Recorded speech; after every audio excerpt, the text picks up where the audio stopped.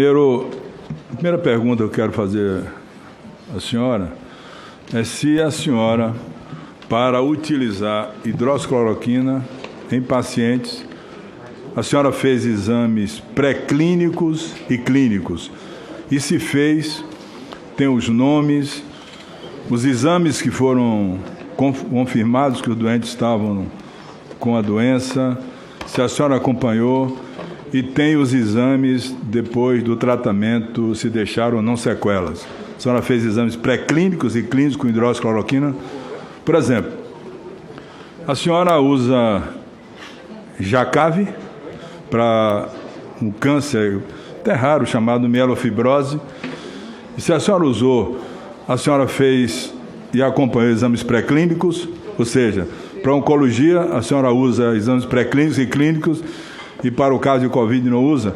Se a senhora usou e fez os exames pré-clínicos, eu quero conhecer todos os nomes que a senhora fez os exames pré-clínicos, in vitro ou em camundongo, e as 4 fases do exame clínico da hidroxicloroquina em pacientes. A hidroxicloroquina tem sido utilizada há mais de 80 anos, sem necessidade de para exames outras doenças, clínicos. Para outras doenças, não para a Covid-19. Usada para malária, para lúpus, para artrite reumatoide. O que a senhora usa, por exemplo, o Jacave para mielofibrose? A senhora testou? A senhora leu os exames pré-clínicos? Deve ter lido. E clínico para usar, e a senhora é oncologista. Agora, se vem me dizer que é uma droga usada há tanto tempo, sem fazer exames pré-clínicos e clínicos, não é correto. A senhora está errada. A senhora apostou numa droga que podia dar certo ou não. Essa é a grande realidade. E a ciência, doutora, por mais que a senhora seja formada e tenha curso, não admite isso. E se apostar no escuro, querer testar uma droga para ver se dá certo ou dá errado.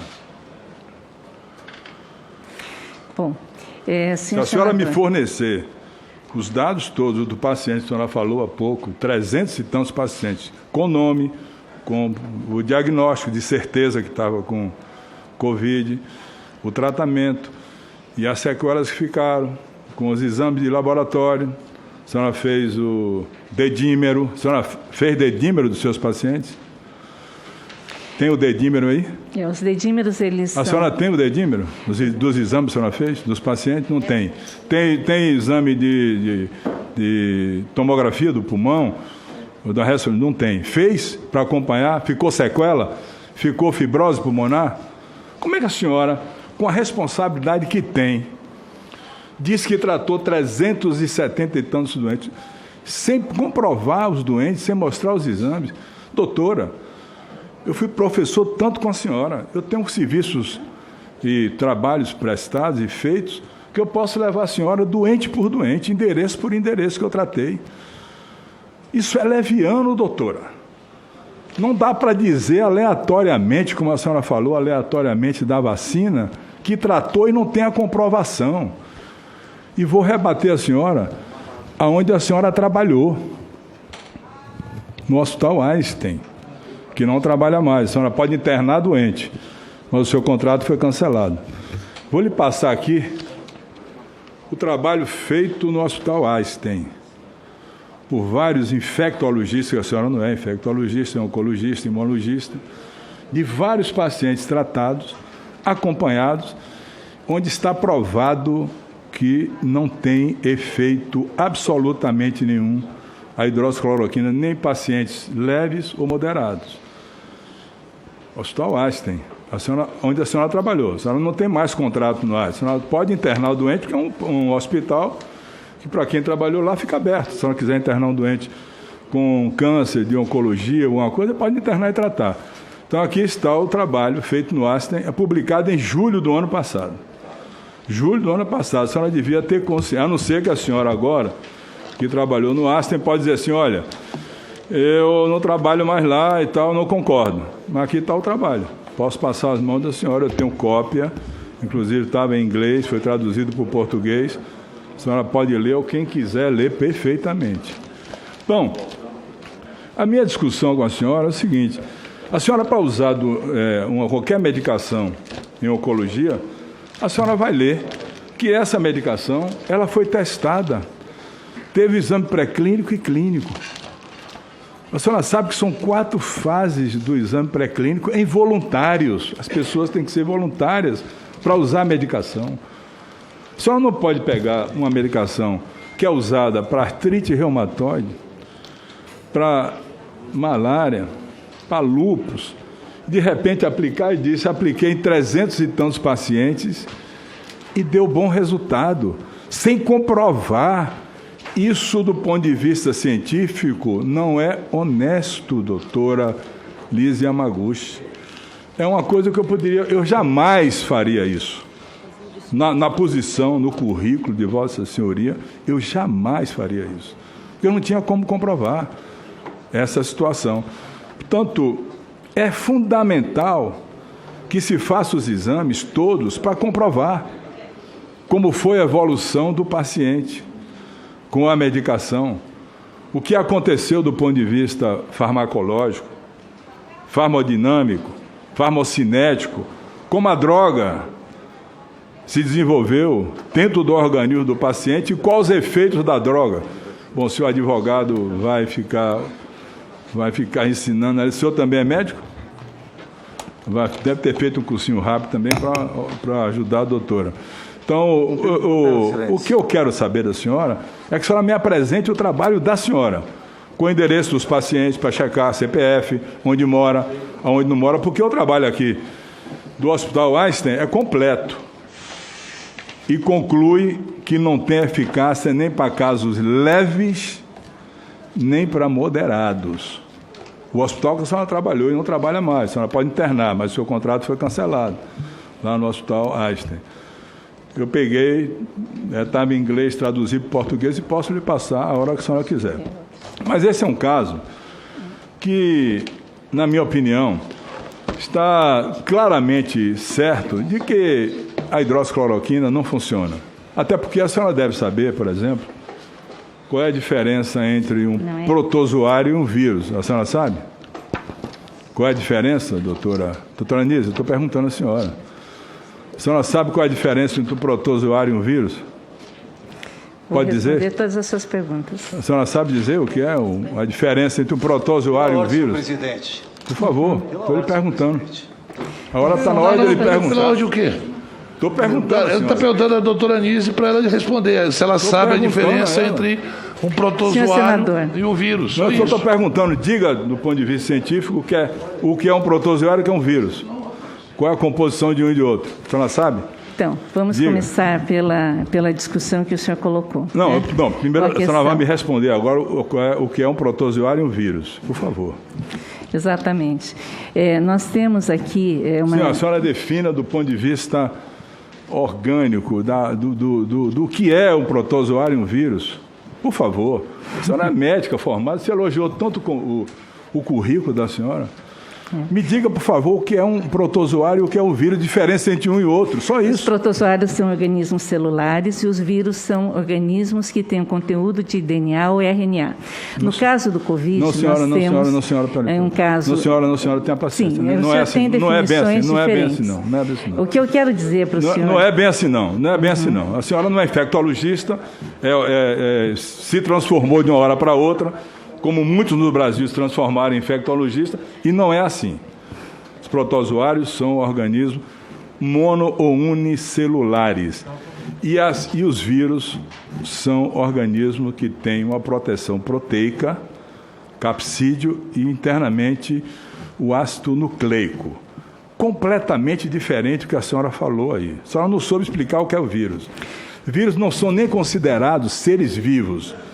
Portanto, uma medicação para protozoário nunca cabe para vírus. Por exemplo, doutora, quando surgiu o H1N1, a gripe H1N1, a ciência foi atrás de um medicamento antiprotozoário ou antiviral? Me diga, responda. Não, foi um antiviral? Antiviral. Pois bem, não foi antiprotozoário. A ciência agora está buscando para o coronavírus. Aliás, a senhora sabe, aqui família, a que grupo pertence o Covid-19? É um coronavírus. Hein? Ele é um coronavírus. Mas a que grupo? Ele pertence a... A senhora não sabe, infelizmente. A senhora não sabe nada de infectologia. Nem estudou, doutora. A senhora foi aleatória mesmo, superficial.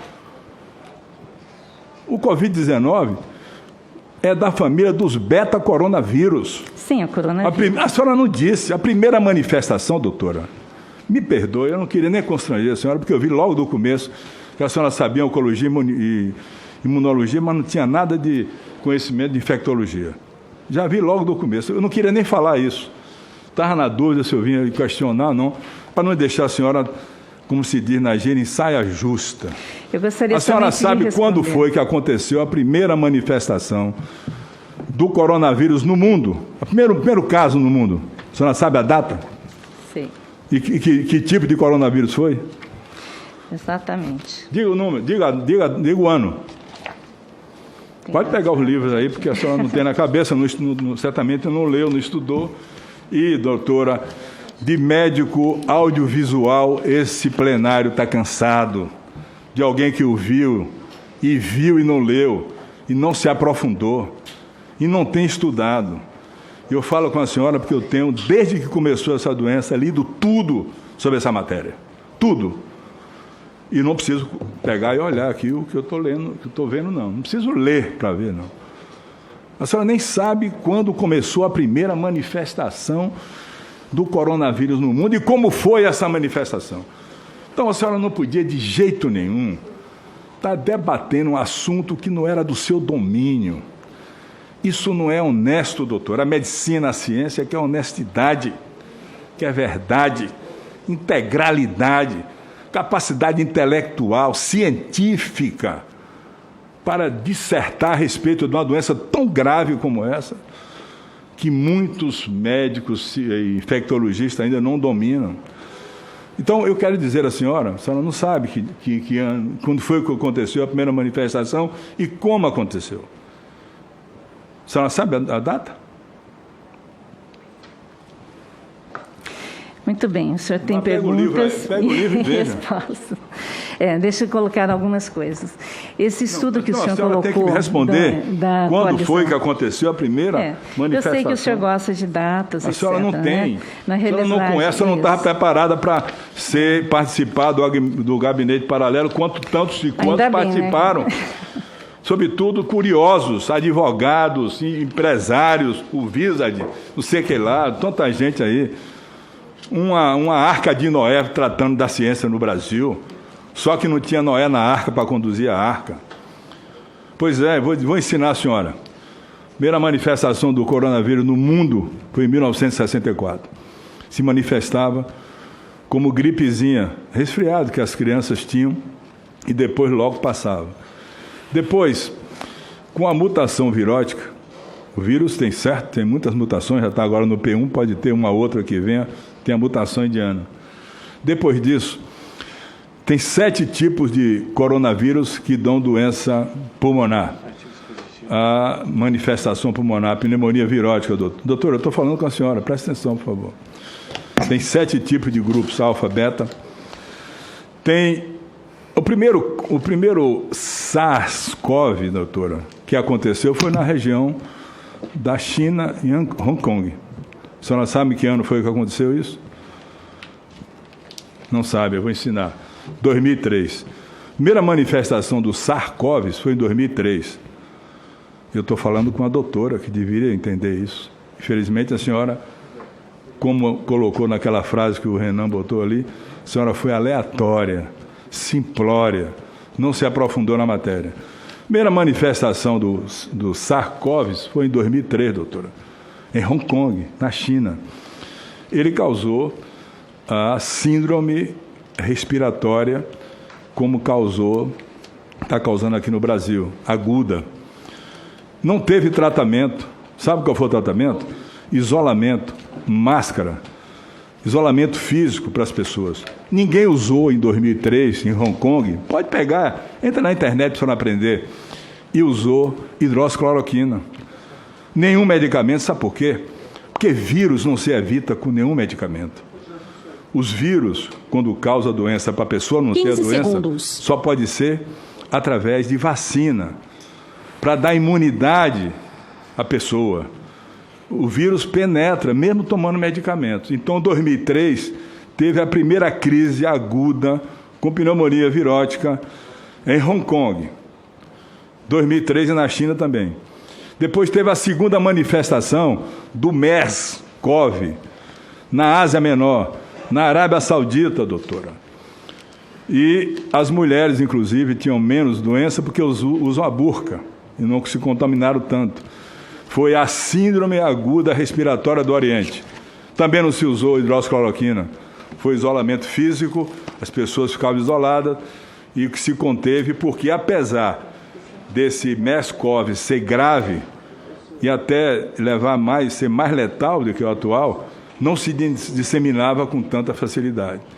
E agora veio o Covid-19, que ele, além de ser letal, de ter grande letalidade, ele também se dissemina com muita facilidade. Em nenhum desses casos atrás, 2003, 2000, lá em Hong Kong, ou em 2013, se usou nenhuma medicação para conter as duas manifestações do coronavírus. Em nenhuma delas se usou absolutamente em nenhum momento. A medicina está atrás agora, e vou explicar à senhora, de um antiviral, como se conseguiu o Tamiflu, para controlar o coronavírus. A senhora sabe qual é o laboratório que está cuidando disso no mundo hoje? Qual é o estudo mais avançado? Laboratório de Boston, que é o Monopiravir. E um outro laboratório israelense, de Israel, que está usando o Messenger, na busca de encontrar um antiviral, não um antiprotozoário. Há uma diferença muito grande entre o vírus e o protozoário. Nem toda medicação que serve ao protozoário serve para o vírus. Tá certo? Como é que a senhora poderia dizer, como disse ali, doutora, que ia ter imunidade de rebanho? A senhora ia comprovar imunidade de rebanho com que exame, qual exame e quantos exames a senhora teria disponível nesse país que já tem 17 milhões de contaminados? A senhora ia ter 17 milhões de exames para comprovar que o paciente teve a doença? E eu pergunto à senhora, qual é o exame de escolha que se deve fazer para mostrar se o paciente desenvolveu imunidade ou não? A senhora vai dizer qual é o exame, só dizer, não precisa explicar. Só dizer qual é o exame. Neutralizantes, né? Qual? Anticorpos neutralizantes. Mas eu preciso responder Primeiro a senhora tem que me responder qual é o exame de escolha para identificar se o paciente desenvolveu imunidade celular ou não. Porque a imunidade tem que ser celular. A senhora sabe que tem que ser celular, né? O agressor chega, a célula está defendida, não entra. Qual é o exame que se pode fazer para comprovar que o paciente que teve a doença desenvolveu imunidade celular? E se o Brasil tem condição para comprovar que teve imunidade de rebanho, capacidade de ter 18 ou 19 milhões de exames para isso? Qual é o exame, doutora? Eu não estou dizendo que a imunidade de rebanho é algo que a gente deva a senhora, se caracterizar. Diga qual é o exame, por favor. E a imunidade de rebanho, doutora, a imunidade me celular, responda qual é o exame. São testes celulares para se avaliar se por acaso a pessoa já tem imunidade e tem os anticorpos neutralizantes. A senhora vai dizer qual é o exame que prova que o doente está com imunidade ou não? A senhora vai ter que dizer. Por favor. Qual é o exame que, se fazendo, comprova que o paciente tem imunidade celular ou não? Diga o nome. A senhora não sabe, doutora. É o exame para identificar anticorpos neutralizantes, doutora. Mas eu expliquei. A senhora não sabia, doutora. Neutralizantes. A senhora tinha que ser oncologista, imunologista, mas tinha que entrar em infectologia. Agora, o senhor me dá licença, eu preciso responder a uma série de acusações. Eu não queria que constranger a senhora. Eu preciso mas a responder. senhora não sabe responder absolutamente nada. A senhora tergiversou em tudo. Não soube dizer o que é um vírus, o que é um protozoário. Está sendo nem todos os pacientes. Espera aí, o advogado vai falar agora. Vossa Excelência, para concluir, senador Otto, que já ultrapassamos bastante seu tempo. Não, ela não soube responder nada. Agora ela vai responder para você. Eu fiz um testezinho simples com ela. Qualquer criança, qualquer menino de segundo ano, terceiro ano, eu fui professor de química, por muito tempo de biologia. Isso é beabá. É beabá. É beabá. A senhora não sabe, a senhora jogou no escuro assim, com um grupo de pessoas que não entendia absolutamente nada da doença, inclusive chamou o ministro Pazuello para um seminário. Meu Deus do céu, o que é que o Pazuello vai dizer no seminário? Ele não sabia por que chamava Covid-19. Eu perguntei, ele não sabia. Eu disse, é porque surgiu em 19. Não sabia, doutora. Brincadeira com a saúde do povo brasileiro. A senhora brincou com a saúde do povo brasileiro, falando em imunidade de rebanho, hidroxicloroquina, tratamento precoce, uma receita no Ministério da Saúde de forma institucional para as pessoas tomarem o remédio. Eu vou perguntar à senhora aqui também de novo. Fácil de responder. A pessoa tem arritmia. A senhora, para dar hidroxicloroquina, a senhora faz um eletrocardiograma? Faz? Sim. Faz um ecocardiograma? Sim. Como é que o Ministério da Saúde deixou a receita no site para o povo brasileiro todo tomar, doutora? A senhora sabia? Não só isso. A senhora sabia que a arritmia, aí a cardiologia a senhora não deve saber também. A senhora sabia que a arritmia, para quem toma uma medicação, a arritmia é dose dependente? A senhora sabe o que é dose dependente? É uma doença que você tem, você toma o remédio, e o remédio, quanto mais você toma, vai exigir que você tome mais. É como antibiótico, quando tem resistência. A arritmia é dose dependente. Você não pode começar a hidroxicloroquina com a dose lenta na arritmia e depois vai precisar mais. Então, por quê? Porque é uma enfermidade idiosincrática.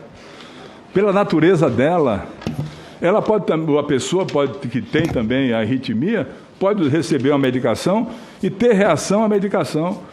E mais eu pergunto à senhora, se a pessoa tem arritmia e tem um espaço QT longo, ela pode usar hidroxicloroquina? Doutora, eu estou perguntando. Não. Não pode, não. E como é que dá a receita para o povo todo, para o Brasil todo? A senhora sabe quantas pessoas morreram, doutor? Eu faço com o meu coração cortado, doloroso. Eu perdi um colega meu, desavisado, doutor Gilmar Calazans Lima, que não sabia que tinha arritmia, tomou hidroxicloroquina, tinha um espaço QT longo e morreu, parada cardíaca e respiratória. A senhora contribuiu para botar no teste COVID hidroxicloroquina para o Brasil tomar. O presidente da República levantou a caixa, toma aqui.